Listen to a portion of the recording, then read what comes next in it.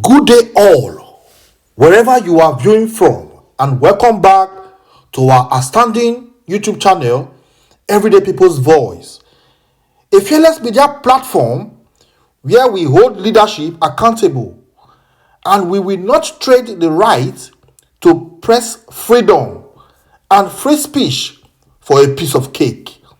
We are dedicated to the objective coverage of Nigerian breaking news in politics, current affairs, business news, entertainment, education, crime, health, opinions, and so much more around the world. Our mission is to provide steadfast and quality news reports and also to bring the news directly to you from where and when they happen. Our sources of information are reliable and accurate, with a comprehensive up-to-date news coverage aggregated from sources all over the world and every corner of the globe. That's why we are the world-leading liberal voices for the everyday people in Nigeria. But before I continue, if this is your first time of coming across our news channel, please help us subscribe, like, and share this video. The video you are about to watch is a must-watch video. Please watch to the end and leave your comments below the comment section. Mentors to come and join us in APC because we are in a political party. Okay. We are taking a very serious exception to that. Okay. Like the sheriff himself grabbed my land because I'm an APC man. He refused to pay me compensation, and he paid compensation to his kids and kids. Okay. The offense I committed was because I'm an APC member. So not until that is unraveled, that must be unraveled, before there will be an acceptability of sheriff and his courts. They are political combos. Okay. What are they hiding? Okay, Prince. Asiwaju does not need sheriff to win an election. Okay, Prince. There is freedom of movement, freedom of speech, freedom of association. So it is through that window, sheriff and his cohorts can be accepted in APC. But I want to make something clear here. The young man you mentioned, Festus Koyemo, we are not comfortable with the fact that he's upset with bilocation. One, as the Minister for Aviation, and two, as a leader in APC Delta State. Himself and Prince Omo Agege. Okay, Princess SLM.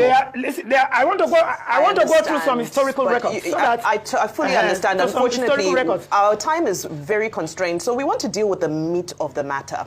The meat of the matter, from your preamble, sounds like the newcomers you have are not entirely welcome. It sounds like they're receiving a bit of a fiery reception and not such a warm welcome. Are you disgruntled that it seems that APC is becoming a bandwagon for all those who wish to partake? Or do you think there should be more of a thorough screening process? Should APC even reject some people and say, no, you cannot join us, you don't qualify for the caliber that we expect here? The constitution of this country permits anybody to be associated with anybody, and anybody can come in. You see, we have leadership crisis in Delta State. And it is because of the bone picking between Omo Agege and Festus Koyemo.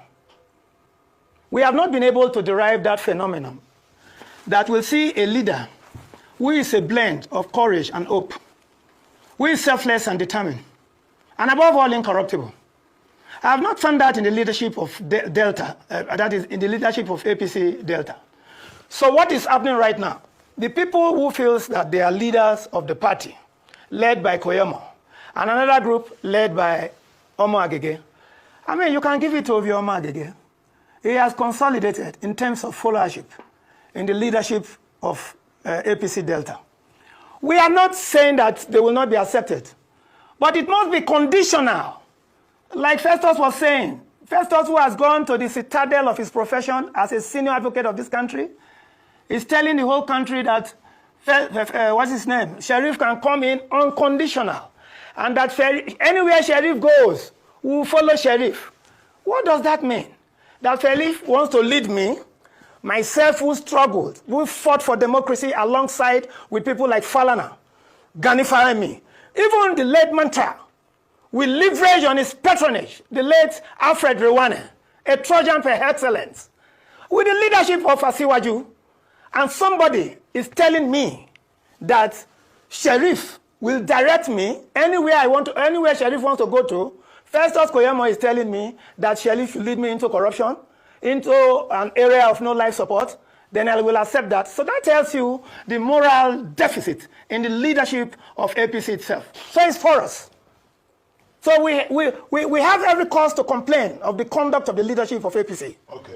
And now that PDP is coming in, are they coming in with their baggages? Okay. As far as I'm concerned, Sheriff is a liability. Okay, Prince. It's a liability. Prince. If we are inheriting the liability, let them say so. Prince. If APC is going to pay back the $450 billion naira owed by PDP at the expense of fellow Deltans, let them say so. Prince. There is one thing I want to get clear here. Not until Sheriff rights the wrong, because the offense people like us have committed, and some other people, is because we are APC members.